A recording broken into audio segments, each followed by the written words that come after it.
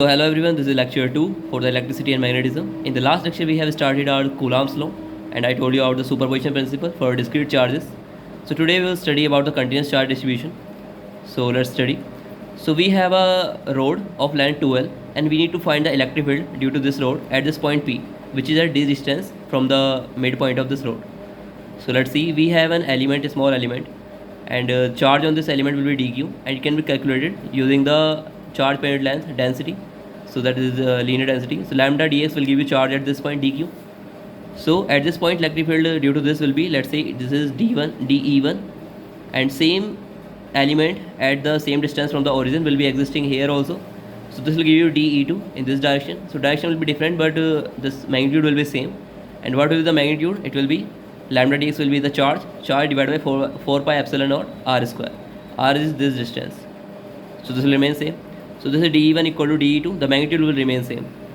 So now see here that if this is dv1 and this is theta, and if you want to resolve this vector into the x and y component, so this is x, this is y. So de2 sin theta will be this, de2 cos theta will be this. Same for de1 cos theta will be this, and de1 sin theta will be this. So this will same, so they will cancel out each other. So total electric field at this point due to these two will be 2 de1 cos theta, or you can say de1 or de2, magnitude will remain same. So total de in the y direction will be 2 de1 cos theta. So this will be due to this both charges. Now we can just integrate from this line to this line, and same, we will have the same element here also. So that's how we can find the total electric field at this point. So see, in the x direction net electric field will always be 0, dx equal to 0, because all components will cancel out each other. So we'll have the net electric field in this y direction only. It will be 2 de1 cos theta, and magnitude is this.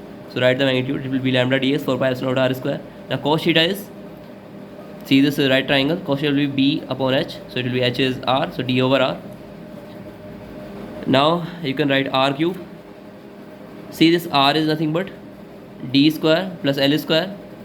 So in place of r we will write x square plus d square.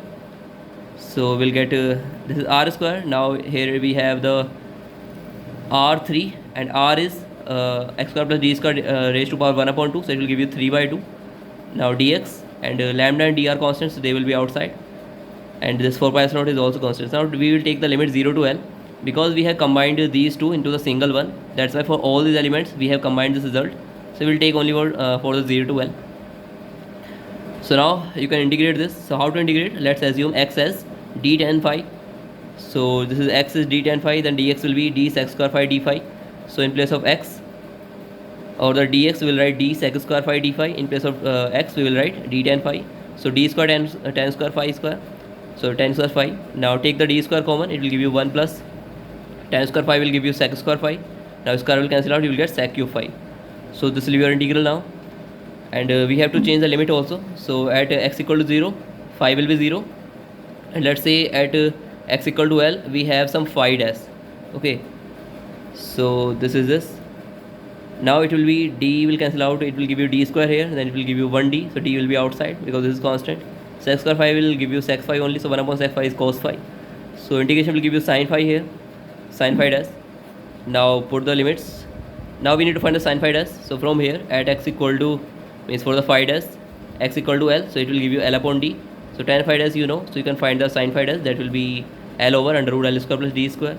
Substitute here, and this will be your result. Now this is your total electric field in the y direction, and you can write this in this form. So this is a scalar quantity. Now this is the vector with the direction. Now see, this is your total electric field due to a finite length 2l of charge at any point p, which is at distance d.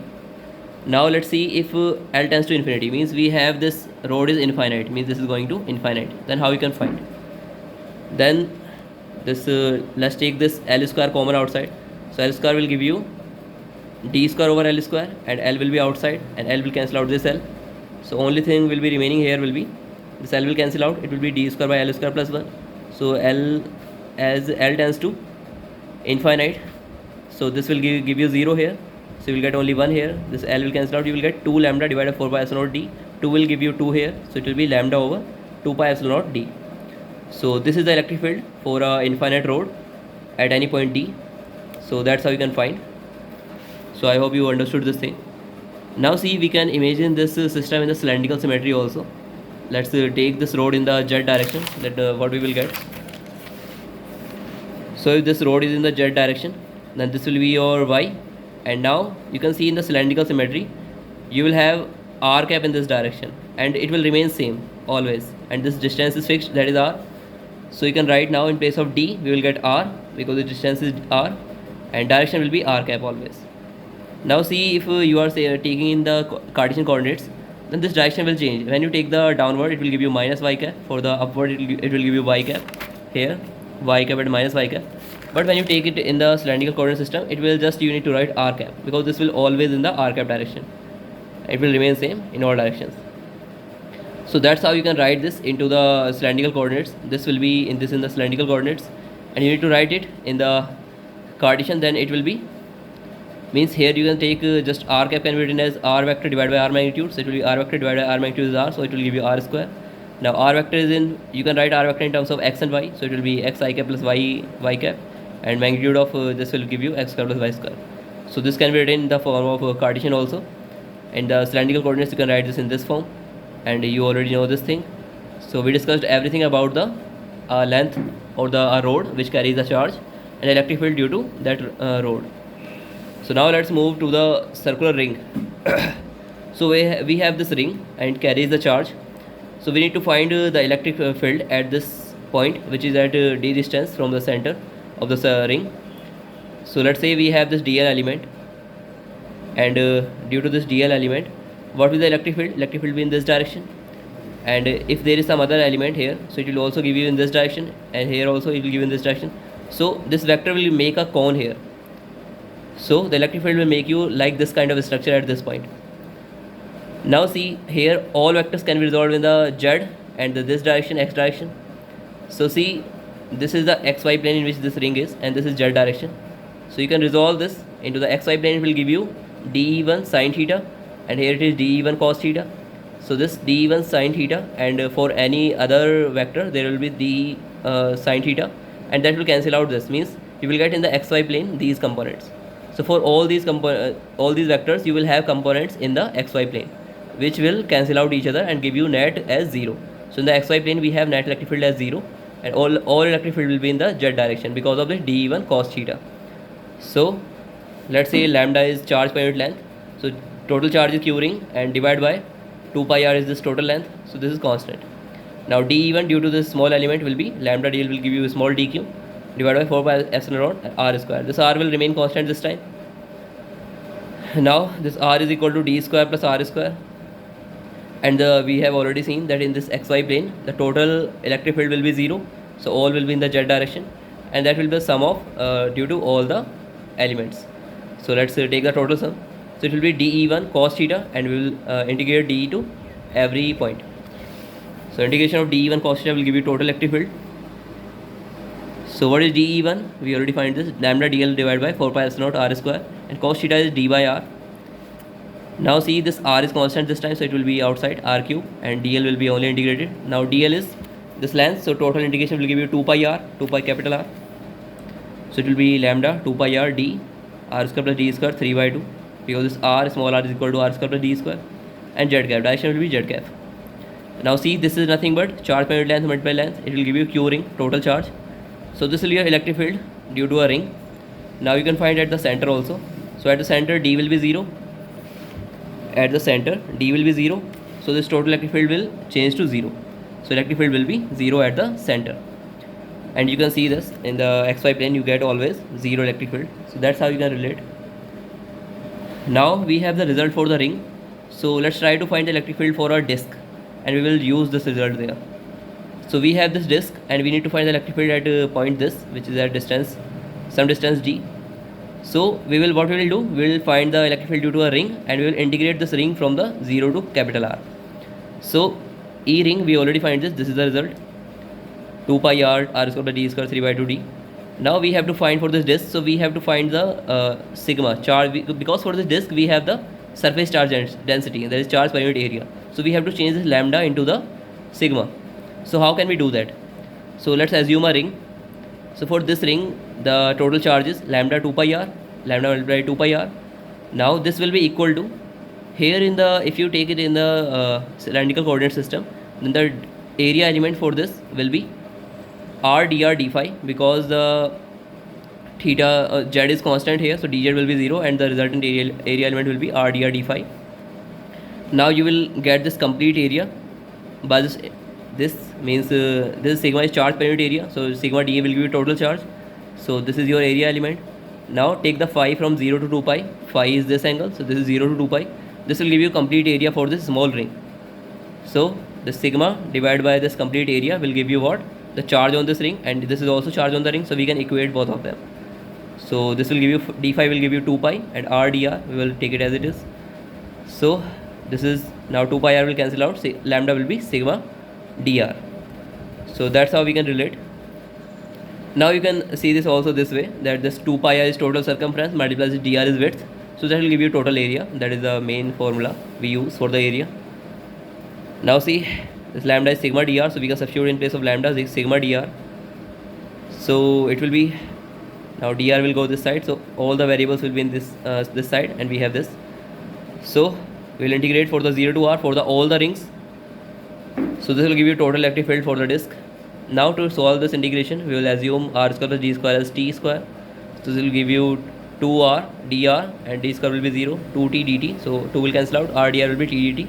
So in place of r dr we will write t dt, and r square plus d square will be t square, so it will give you t cube because square will cancel out. So it will give you 1 upon t square, and 1 upon t square integration will give you minus 1 upon 2, minus 1 upon t.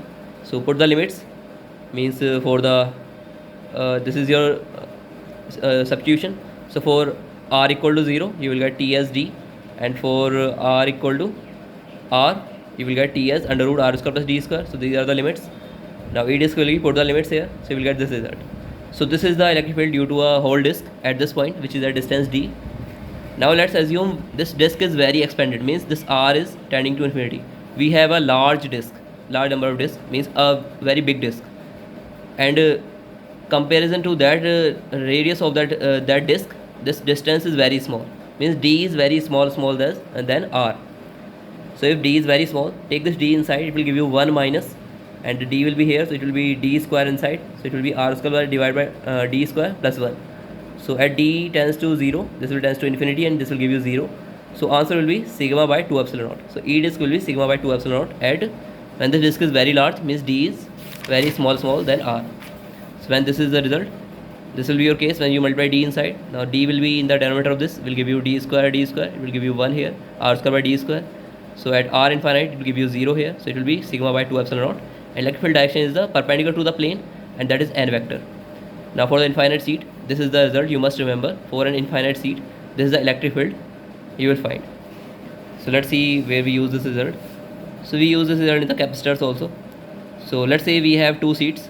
This has the plus charge density, surface charge density, and this has the negative surface charge density. So electric field for this will be in this direction, and for this it will be in the outward direction. Now we have three regions. We need to find the electric field in all these three regions. For this first one, due to this seat, the electric field will be in this direction, and because of this seat, it will be in this direction. So they will cancel out each other, because this d is not d is negligible here, and we are not using a small d, the distance between them. So these are the same here, so they will cancel out each other. Same here, because this seat will be in this direction, and because of this, it will be in this direction. So they will cancel out each other, give you 0. Now inside, this will be in this direction, because of this will be in this direction. So total will be sum of both of them. So sigma by 2 epsilon naught plus sigma by 2 epsilon naught will give you sigma by epsilon naught n cap. So that's how you can find the electric field in the seats, infinite seats, between these three regions. Now let's study one more topic, that is charge particle perform SHM. Now you must know what is SHM.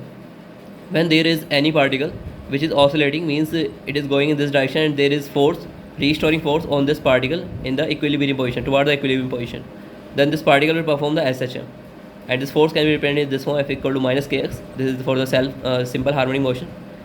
Now from here you can write F is ma, so m d square x by dt square will give you force equal to minus kx, and this can be written in this form. Take the m common, so it will give you this, and it is k upon m is equal to omega square x equal to 0.